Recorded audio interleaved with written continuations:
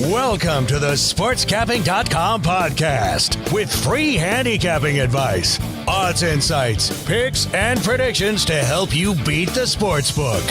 And now your hosts, Jack Jones and Brandon Lee. This is the weekly SportsCapping.com free pick podcast. I'm your host, Jack Jones. There are only a few podcasts left this football season, and Brandon Lee and I are going to try to cap off what has been a great season thus far. We are combined 57, 32, and 3 this season, dating back to Week 1 college football. That has added to our 143, 86, and 9 record over our last 43 football podcasts. We are coming off a rare losing week. We went 2-4 last week. I went 1-2, lost on Middle Tennessee in college football, and the Bills in the NFL. Did win my 6-point teaser on the Vikings and Ravens. Brandon also went 1-2. He lost on North Texas in college football, but won on his free pick on the Colts. His 10-point teaser on the Rams, Patriots, and Giants also lost. Man, Brandon, Saturday was rough. We couldn't have been more wrong on those two college football games on North Texas and Middle Tennessee. The head coaching angle did not work. Yeah, and that's kind of the unfortunate part of that. It's more of a long-term trend, and unfortunately it doesn't win every single time. And those were as bad of an example of that as we're going to find. So as long as we keep playing our situations that have proven to win over time, I think we'll be all right. And sorry to everyone that we had to go through that last week. Yeah, I agree. And I think as far as the money, we were on the right side because the lines definitely closed less than what we put them out at. And, it's just sometimes you beat the closing line, but it doesn't always mean you're going to win your pick. But, I'd do the same thing again in those situations. Definitely a bad break for you with Mason Fine going out in the first quarter for North Texas. I don't know if it would have mattered, but definitely didn't help, that's for sure. No, they had no chance when he went down. And, it's just another, break that sometimes just doesn't go your way. So a lot of bowl games left and pretty confident the rest of the way. So no doubt. I remember starting off with a losing Saturday last year too. So I'm not really sweating it at all. And came back with a nice winner on UIB on Tuesday. I did have a tough loss on the Bills. They didn't cover that 2.5-point spread, but won the game. And you had a nice win on the Colts, which was a big win for me too, because it was my $25 NFL game of the year. Wouldn't give that on the podcast for free, but nice call there. They won 23-0. Yeah, that one played out exactly as I anticipated. So yeah, no sweater there. Let's get back on the horse this week. Give listeners some winners. Brandon, start us off with your college football free pick for Saturday. All right, I'm going to take the Army Black Knights minus 4.5 over the Houston Cougars in the 2018 Armed Forces Bowl on Saturday. This Army turnaround has really been remarkable to watch. From 2011 to 2015, the Black Knights were a combined 14-46, failing to win more than 4 games in a single season. If you count their 10-2 record so far this year, they're 28-10 over the last 3 years. With a win over Houston, they can become the first team in school history to win 11 games, and it will also mark their 3rd straight bowl win, which has never been done in school history. So there's clearly a ton of motivation here, and it's just a special season. It kind of reminds me a lot of FAU last year. Just everything is going their way. Their only 2 losses are road games against Duke and Oklahoma, and they took the Sooners to overtime in Norman. So I don't think there's any fluky deal about what this team has done so far. Each of the 2 previous wins, in their bowl streak, have come under current head coach Jeff Monken. Just last year, they upset San Diego State in this exact bowl, defeating the Aztecs 42-35 as a 6-point dog. I think they feel almost obligated to play well in a bowl that's named after them. So there's that on top of everything else that this team can accomplish and, maybe go down as the best team in program history. I'm sure there's going to be some that think Army is at a disadvantage here because they haven't had the same amount of time off. They just played 2 weeks ago against Navy. Houston, on the other hand, hasn't played since the day after Thanksgiving. I think 2 weeks is more than enough for a team to regroup and to prepare for an opponent. In fact, I actually think they're at an advantage having just played 2 weeks ago, as I think there's going to be some rust for Houston to knock off. Haven't, played in a competitive game in almost a month now. I get the extra time to prepare for Army, and the triple option is a big deal. But this is not the same Cougars defensive front that everyone was raving about coming into the year. Star defensive tackle Ed Oliver is not going to play. He's really the guy that made this unit great because, he had to be double, triple teamed sometimes, which really opened up things for the guys around him. Unfortunately, they've lost their 2 starting defensive ends, Gerard Carter and Isaiah Chambers, to season-ending injuries. They've also lost one of their top backups in Peyton Turner to a season-ending injury. And when you look at the numbers, you can kind of see how these injuries impacted this team. Houston did a complete 180 in terms of stopping the run this year. In the Cougars' first 6 games of the season, they allowed a mere 116 rushing yards a game. Over the final 6, they gave up 278.2 yards per game, 3 times allowing over 300 yards. One of those coming in a team that runs exactly the same offense here as the Army, and that's Navy, who put up 344 rushing yards on Houston. Army's rushing attack is better than Navy. In fact, the only team that averaged more rushing yards than the Black Knights was Georgia Tech, as Army came in second in the country at just under 300 yards a game. Not only does Army figure to be able to move the ball on when they have it offensively, but I think this Houston offense is going to struggle here. They're not going to get a lot of touches because Army's going to control the clock. They're still without star quarterback De'Aaron King, who was basically their entire offense. King had thrown for just under 3,000 yards with a 36-6 touchdown to interception ratio. He was also second on the team in rushing at 674 yards, and his 14 rushing touchdowns were as many as the rest of the team had combined. I'm also not convinced in the slightest that Houston has any interest in playing in this game. They had a chance to play for the AAC title, had they been able to win at Memphis in the final game of the season. They lost that. They've been to 2 bowl games under Major Applewhite so far. One as the interim to Tom Herman when he left a couple years ago, and then last year. Both times they've lost as favorites, so he's not got this team to perform well, and I just don't like the makeup of everything that's going on with the distractions on and off the field. So I'll gladly lay in the 4.5 here, and let's go Black Knights.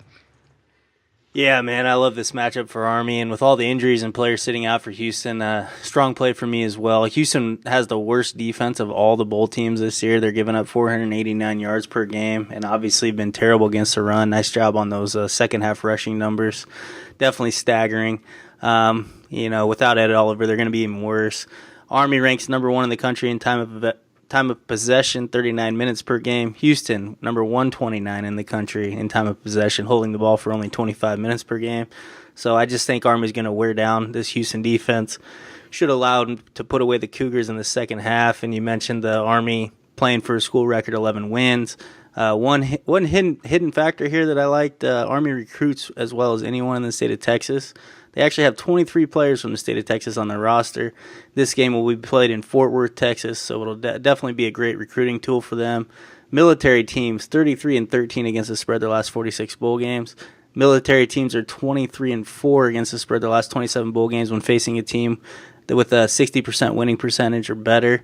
So I agree with you here. I think Army rolls.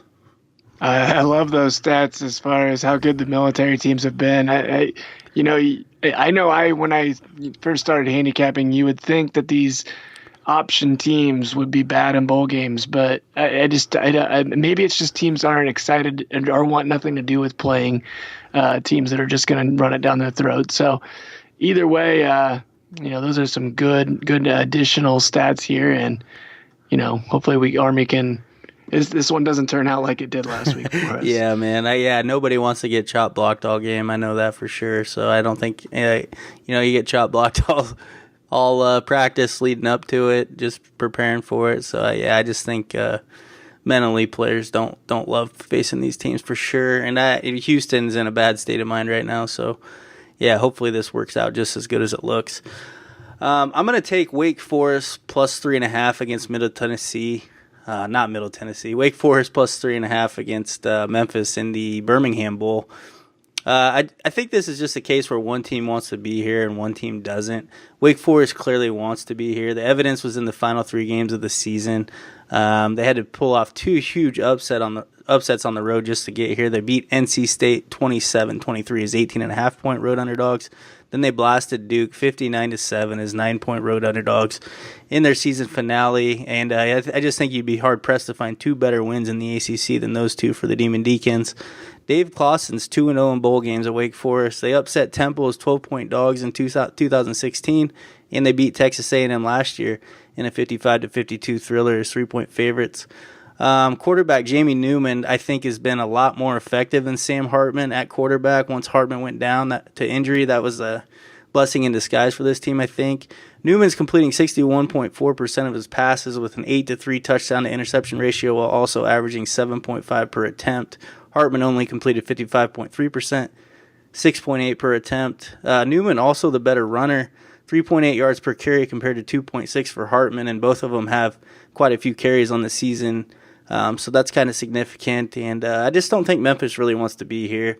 They're reeling from that 18-point halftime lead, blown lead against UCF in the Conference USA title game. They scored 38 points in the first half, held to 3 points in the second half. Now they have to watch as UCF goes on to play LSU in the Fiesta Bowl while they're stuck in this Birmingham Bowl against a 6-6 Wake Forest team. And they lost their best play in running back Darrell Henderson, who's sitting out this game to prepare for the NFL draft. Henderson might be the best back in the country. He's rushed for over 1,900 yards, 22 touchdowns, averages 8.9 yards per carry. You just don't replace that kind of production. And the Tigers have not fared well in bowl games the last 3 seasons. They've lost all 3. They lost by 21 to Auburn as 3-point dogs, 2015 by 20 to Western Kentucky, 7-point dogs in 2016, and last year were upset at home by Iowa State as 3-point favorites. So I just think the wrong team's favorite here. Give me Wake Forest. Yeah, I had a feeling when you told me you were going to do this one that I wouldn't have much to add here, and that's definitely the case. I'm still just want nothing to do with Memphis after what they did to me in that conference championship game against UCF. So I like this for a lot of the same reasons as you do. I'm actually shocked that Memphis is favored here. Just, the numbers probably suggest it, but when you factor in motivation and, just who actually wants to play the game, I think it's hands down Wake Forest, and I think they could win here rather easily. Yeah, definitely alternate line Wake Forest minus 14 or something. I wouldn't be surprised if they covered it. I wouldn't either, yeah. Yeah, because you just, whenever there's a big motivational mismatch, it usually, works out that way where it becomes a blowout. But, I love these 2 bowl games, and I hope they both turn out in our favor this week, Brandon. I definitely like them better than last week. Yeah, I liked last week's a lot, but I think these have even stronger factors favoring the teams to cover. No doubt. And I think we backed 2 worse teams last week. I'm not so sure we're doing that this week. And, right. We're worse than their opponents. And we, just factored in the coaching angle, hoping those other teams wouldn't show up, but they definitely did. Let's go to the NFL this week. What do you got? Give us another winner here, Brandon. Yeah, I'm going to lay the 3.5 points with the Atlanta Falcons on the road against the Carolina Panthers in Week 16. I had Atlanta circled as a play this week right after the Panthers lost to the Saints on Monday Night Football. I only like it that much more now that we know that Cam Newton's not playing and, he's resting the final 2 games with his injured shoulder. That tells me this team knew their only hope of making the playoffs was to win that game at home against the Saints last week. You could really see it in the players' faces after the game. I know mathematically they're still alive, but it's less than 1%. And, this team, the sitting of Newton pretty much just, I think, really signals them, throwing in the towel. And, I think it's really hard going from a game where you're in a do or die situation, where it's basically a playoff game for them last week against the Saints. And, now it's just a game where they're playing for pride and they're doing it with a guy that's never started a game in his career at quarterback, which, rarely turns out to work in your favor. I just think the life has been sucked out of this team. And, they're going with Taylor Heinicke. He's attempted 5 career passes in 3 NFL seasons. He's playing in an offense that doesn't have a go-to receiver. And, they're going up against a Falcons defense that's been playing a lot better of late. They were really hit hard with injuries earlier in the year, but they recently got back Deion Jones, who I think is a difference maker for this team. He had a pick 6 last week against the Cardinals.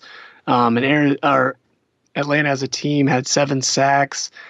We also saw the Atlanta offense, really get things back on track. They had 435 yards and 40 points against the Cardinals. Matt Ryan was 22 of 36 for 231 yards and 2 scores. And I just think they're going to have no problem here moving the ball against an unmotivated Carolina defense. Another thing about, Newton and them waiting till this week to bench him, the fact that, he looked that bad throwing the football in practice and they still wanted to start him over the backup, I think says a lot about what they think about Heinicke and his ability to lead this team. So I actually think, just given all of this, that this line should be closer to a touchdown than a field goal. And I wouldn't be shocked here if the Falcons had this in the bag by the half. So give me Atlanta minus 3.5, and don't be surprised if this thing doesn't keep climbing up. Yeah, this is a game I don't want a lot to do with. Two teams where you got to try and figure out their motivation in the midst of lost seasons. Atlanta did show some pride last week in beating the Cardinals handily, but that ended a 5-game losing streak where they had appeared to quit before that. And the Panthers, have been trying in all these games during their 6-game losing streak, but they keep suffering close loss after close loss, and now they've basically been eliminated. May not show up this week, so if anything, I think you're on the right track here as far as which team will be more motivated. The problem for me is I just don't know if Cam Newton is worth this many points, not in his current state anyway, because Atlanta went from being a 3.5-point dogs to 3.5-point favorites. So basically on the Newton news that he's going to sit out. So a 7-point line adjustment. A healthy Newton, definitely worth that. Clearly he wasn't anywhere near 100% over the past month, and he's on a short practice schedule. He's been on a pitch count this entire time. So it's been obvious his shoulder has been bothering him. He keeps throwing the ball at the feet of his receivers, so maybe a new quarterback will give him a spark. I just think it's a very tough handicap for me, Brandon, and I just had this one circled as a game I'm going to stay away from, so I'm just going to root you in here on the Falcons. Yeah, fair enough. If this was week 7 and this line went from 3.5 one way to the other, then I would say, that's too big of an adjustment. But we're talking about a team that just had the life sucked out of them. So I don't think they moved it enough, and I'm going to ride it out, and hopefully, it pulls through here. But I really like the angle on this one, and I think you get a lot of these type of games in the last 2 weeks of the season. Yeah, I leaned your way on this one. I just, was a stay away from me. And 3.5's not too bad. It's not going to take too much to cover that. You're right. I think Atlanta's winning this by double digits, or they're probably losing. So yeah, especially if Heinicke is as bad as you would expect him to be. So I'm going to go with the Redskins plus 10 at the Titans this week. That's a Saturday game. I did use the Redskins as a premium pick last week. They delivered for me with their outright win at Jacksonville as 7.5-point dogs. I'm on them again this week for many of the same reason. This team was left for dead with Mark Sanchez as their quarterback, and they played terribly with Sanchez when he was forced into action in back-to-back losses to the Cowboys and Giants. But Josh Johnson has given them a spark. He came in the second half on that Giants game. They outscored the Redskins 16-0, and Johnson led them to victory against the Jaguars last week. The stats are impressive. He's completing 66% of his passes, 8.4 yards per attempt in these 2 games. He's also given the Redskins a dual threat run quarterback. He's rushed for 94 yards on 16 attempts, 5.9 per carry. I just think this guy's a lot better than he's getting credit for. Titans are getting a lot of love right now because they come in on a 3-game winning streak, including back-to-back blowout wins. But this is just a Titans offense that's so bad I can't trust it to lay double digits. They average just 19.1 points per game on the season. And if you're going to be laying double digits, I need you to be able to score. And the only offense They have produced the only offense they've really produced here has come with Derrick Henry on the ground. They have a total of 248 passing yards over the last 2 weeks. The Redskins did hold the Jaguars to 192 total yards last week. They still have a good defense. It's a defense that's been even better on the road, holding opponents to 19.6 points per game. I just think the Redskins can hold Marcus Mariota and the Titans in check, and Johnson's going to make enough plays here to keep this a one-score game. Keep in mind the Redskins have just as much to play for as the Titans. Both teams are fighting to stay alive in the wild card, so give me the Redskins here. Yeah, this one, it smells really bad to me. The Tennessee is not a public team, and from what I see, the public is all over Washington here. And that just, anytime the public is on a big dog, it really makes me nervous. I don't trust Washington at all. I get that they have something to play for, and I'm not surprised they beat Jacksonville just based on the Jaguars being a bit of a dumpster fire right now. The fact that they barely won against a Jaguars team that had 192 yards and could barely get first downs is very concerning for me. Josh Johnson has been good, and he's definitely better than Mark Sanchez, but he's not great. And we're talking about a Tennessee defense that has been playing elite the last few weeks. They've given up a mere 9 points in their last 2 games. In their last 2 games, they've held Leonard Fournette to 36 yards on 14 attempts and Saquon Barkley to 31 yards on 14 attempts. If they can shut down the run here and make Johnson, throw a lot more than he wants to, I think that's a recipe for disaster for the Redskins. And then there's not a hotter running back in the NFL right now than Derrick Henry. This offense has been, it's just different now that they're starting to give him the ball. We both mentioned how many yards Jacksonville had. Well, 172 of the yards that Jacksonville had last week against Washington were on the ground, and the Jags averaged 6.6 yards per carry, and they didn't have to respect the pass at all. I mean, Cody Kessler was 9 of 17 for 57 yards, and he was sacked 6 times. So they, knew the run was coming, and they couldn't stop it in a game that they had to win against a team that didn't really want to be there. So I do think 10 points is all probably too much for me to lay, but I would be very nervous here with Washington. Yep, by no means saying the Redskins going to win this game. It's the 10 points that's the key here for me, and I just think it's going to be anywhere from a 3 to 7 point game in favor of Tennessee. So if there's value, I'm going to take it. Just need the Redskins to hold them, to their season average in points, and I think we'll get there. So hopefully they do, and we cash a ticket there. Let's give the listeners a couple of NFL teaser winners for Week 17. What's your favorite this week, Brandon? Yeah, I'm going to do a 3-team 10-point teaser. I'm going to take the Ravens from plus 4.5 to plus 14.5 at the Chargers. I'm going to take the Eagles from minus 2.5 up to plus 7.5 at home against the Texans, and the Chiefs from minus 2.5 to plus 7.5 at Seattle. I think we're crossing key numbers on all these games, and I actually think all 3 of these teams are going to win outright. Yeah, this looks like a sure winner to me, Brandon, getting all those teams over a touchdown and the Ravens over 2 touchdowns. So, yeah, I got no arguments there. I'm going to go with a 6-point teaser this week on the Cowboys minus 1 and the Colts minus 3. We only give out 6 or 10-point teasers on the podcast, so this pick is graded with the 6-point teaser line. Just wanted to let you know I personally did 6.5 and got the Colts under 3 to 2.5 in my pocket. But definitely don't think it matters. The Cowboys clinched the NFC East with a win at home over the Bucs, and the Colts stay alive in the playoffs. If they beat the Giants at home, both teams should be max motivated. Both basically just have to win to cover. Yeah, no argument on this one for me either. A lot of the, I gave every reason to not take Dallas last week. There's every reason to take them this week because they punted last week and they'll be ready to go on Sunday. Yeah, you would think so. Jameis Winston's probably got about 3 turnovers in him too. That should help. That would definitely help. He has been taking better care of the ball, but yeah, he's been playing a little better. That Dallas defense is going to put him under duress quite often. No doubt. Brandon, let the listeners know how your premium picks are doing and where they can find you.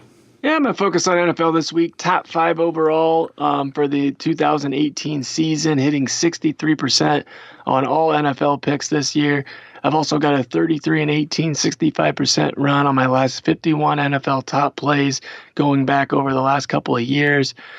For the low price of $199.99, you can now get my NFL playoff package, and I'm going to throw in both weeks 16 and 17. That gets you every premium pick from today to the Super Bowl. So you can find that package and a lot more at www.sportscapping.com/Brandon-Lee.html. Man, you can't beat that price for $200. Get the rest of his NFL picks the rest of the season through the Super Bowl. Definitely will get some good bang for your buck there, guys. I'm the number 4 ranked overall handicapper at SportsCapping, having one of the best years of my career. Currently number 1 in basketball, number 3 in football this season. 806 and 602 all sports run the last 16 months. Has delivered $1,000 per game bettors, nearly $150,000. Get a 365-day pass for $1,500. Pay just over $4 per day. Bet alongside me over the next year in all sports. You can find me at sportscapping.com or betfirm.com. Hit me up on Twitter at betfirmsjack. Subscribe to us on iTunes. Please feel free to leave a review. That's going to do it for this week's episode, guys. Make sure to come back next week for Week 17 NFL and more bold free picks for next weekend. Thanks for listening to the SportsCapping.com podcast. For more free picks and predictions, be sure to visit us at SportsCapping.com.